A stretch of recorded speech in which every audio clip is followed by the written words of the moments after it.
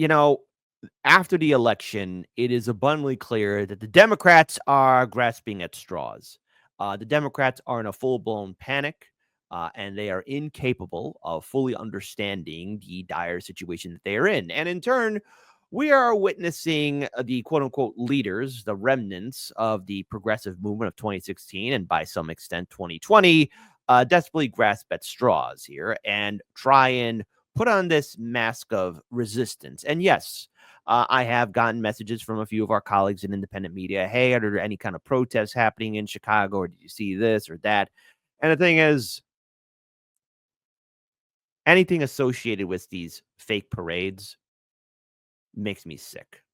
And in turn, look, we got to talk about the biggest cuck and failure of the movement, and that is its true leader, its former leader, Bernie the Nutless Wonder Sanders, who is talking about how, all this censorship and suppression is going to happen under Donald Trump when under the 4 years of the Biden-Harris administration, let's be clear on this. And there is a huge amount of evidence and people who will speak firsthand how they've dealt with the censorship and suppression and demonetization and termination and silence that was happening under the Biden-Harris administration all over social media and on big tech, all right, on the left and on the right.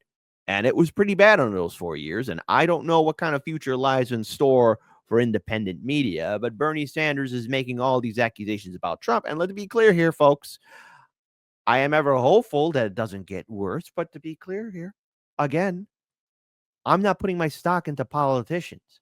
But it's rich hearing this from Bernie Sanders. And of course, Joe Rogan decided to clap on back. And the thing is, I want to pull up this video here that, shows it all. Now, this video is very clear, transformative from the original one. And also I'm giving commentary on it because this is a newsworthy event of two individuals covering all bases here, two individuals of influence.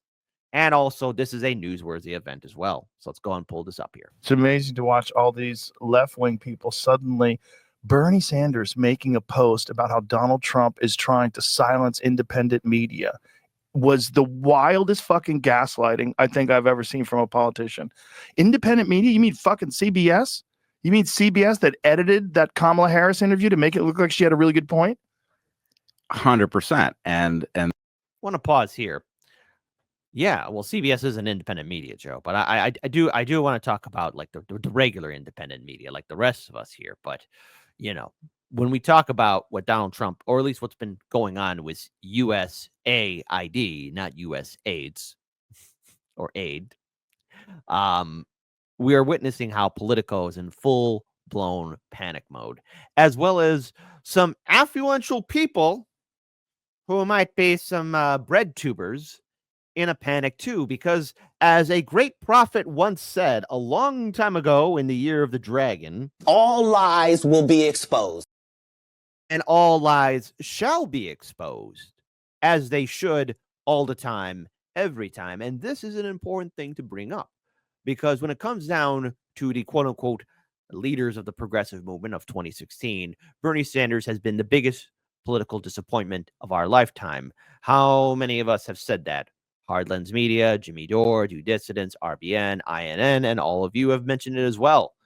Now, a lot can be said about Donald Trump, and the thing is, I am very concerned of what his administration will do. Never forget, his administration played a pivotal role of what happened to one Julian Assange.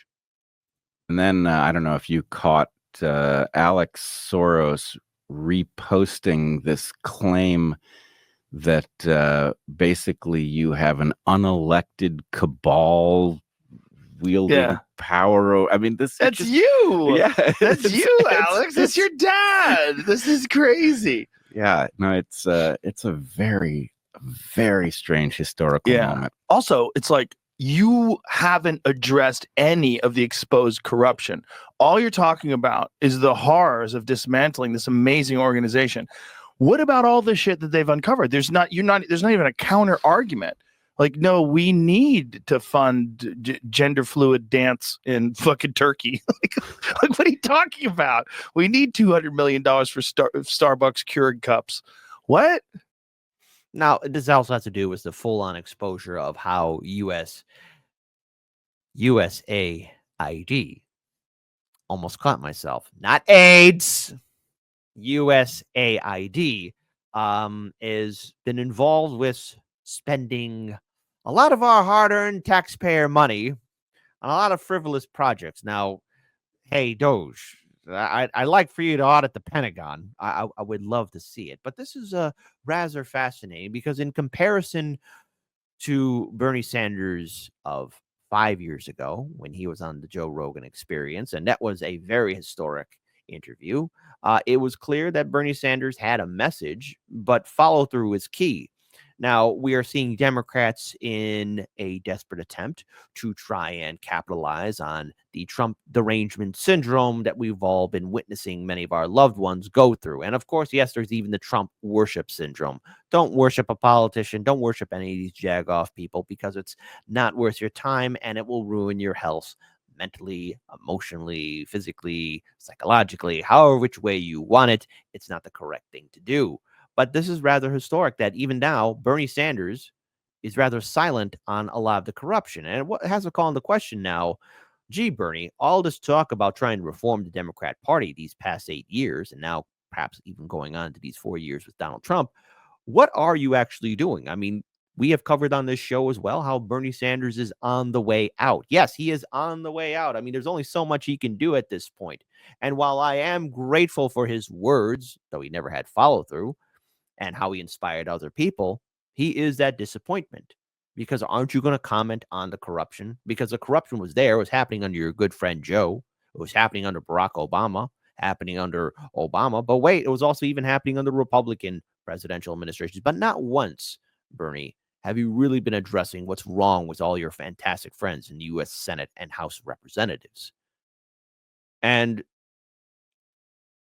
I think at this point, we have to look at the new media for calling out this entire corrupt system. This system that is inherently failing the American people. And of course, Democrats are going to counter because they're going to say they need a Joe Rogan of the left. Before we talk about a Joe Rogan of the left, I just want to show a video to grace you of your timeline. This was from 2019 from one Shuan head who captured this 15 seconds. Hey, Bernie, listen. Before you start talking anymore, I think you need to light one up. Other people, I smoked marijuana a couple of times. Didn't do much for me. Other people, I guess, have different impacts. Just a couple times? That's right. That's true. It didn't do much for you? Yeah, maybe. Where were you getting it? I don't know. I was in Vermont, northern Vermont. Oh, that's the problem. Maybe. You gotta get it from here. Simpler times indeed. Better times?